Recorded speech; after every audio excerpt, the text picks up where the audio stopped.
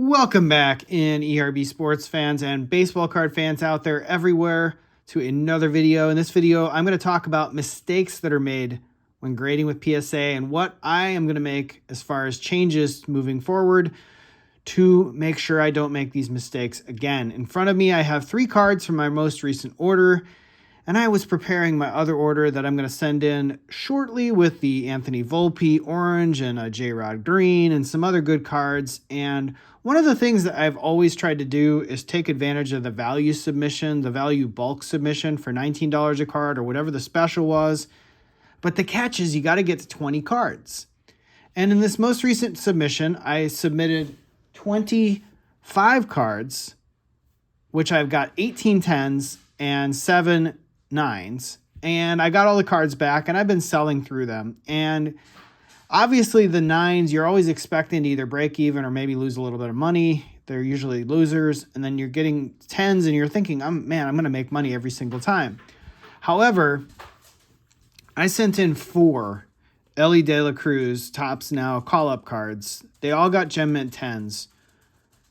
I don't know what the future holds for these cards, but basically right now I am selling them at a loss.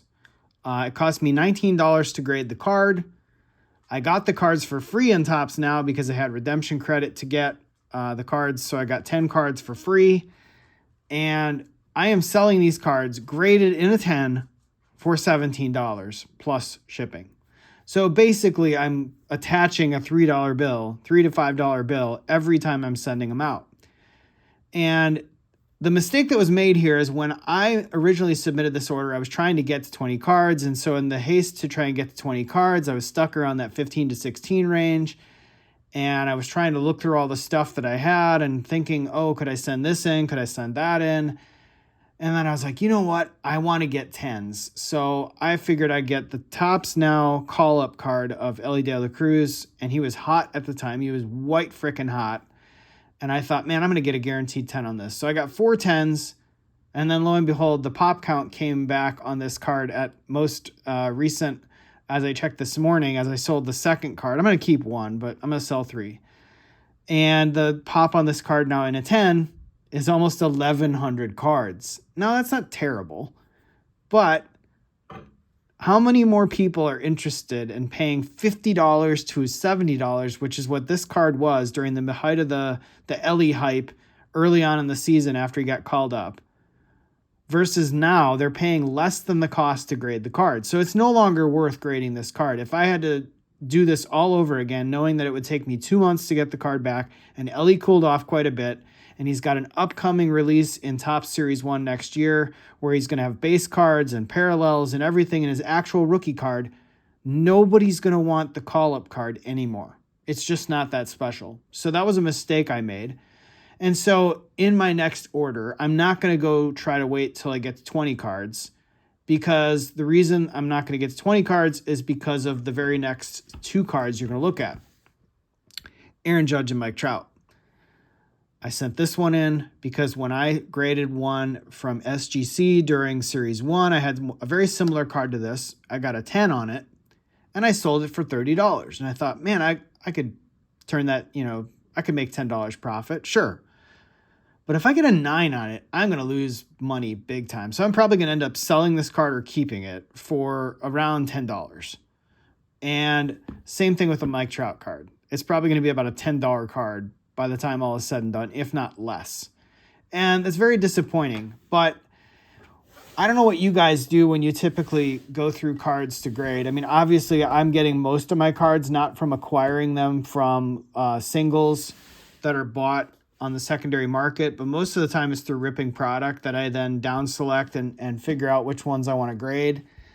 And they're mostly cards I've pulled or cards I've bought, in this case of this Elly card. And it led to mistakes in this last order that I made enough money on the big cards that it'll all be okay. I mean, heck, I got another 9 in a Corbin Carroll. I actually just sold this one right before I'm recording this video. I got $35 out of this bad boy. It got a 9. I could have easily lost money on this, but because they're still in the playoffs, I'm able to make a little bit of money on that. Now, if it would have got a 10, I could have sold it for about $100, $120. That would have been awesome. But I'll take the win when I can get it. So I'm still making money on this card relative to others that I have. And I'm going to do okay on that overall submission. But these 3 cards here and a couple others, I'm going to lose money big time. Going to attach a $5 bill basically every time I ship one of these out. And these I'm going to attach a $10 bill to. So the question that you probably ask yourself at that point is, am I going to make that same mistake going forward? Do I turn in less cards to grade? Do I grade the same ones and just take it for what it is? Try to get to that $19 tier instead of paying $25 a card. Is it worth the extra $6 that I'm saving when you're going to submit cards that probably don't need to be graded, first of all, and then maybe you're going to stretch it a little bit on cards that are most likely going to get 9s, and you're like, flip a coin, maybe it'll get a 10. Well, lesson learned there. I'm definitely going to be more meticulous going forward, even though this one worked out all right, because I did have some really big cards in this submission. So I wanted to talk about that and kind of hear you guys' thoughts out there in YouTube land when it comes to grading cards. Have you made the mistakes like this in the past? I mean, if I asked anybody this question during the pandemic, they most certainly have made this mistake in the past when it came to getting cards graded by PSA, when it took them a very long time to turn them around.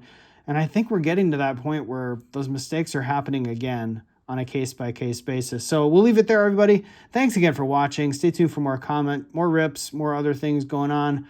We'll try to do some eating videos. Promise you guys, I promise. Coming up in December, we're going to play out a contest here. We've got a lot of ripping videos, and we'll do some betting videos going forward here when basketball season starts. So thanks again, everybody. Like, subscribe, share, comment down below, and I'll see you in the next video.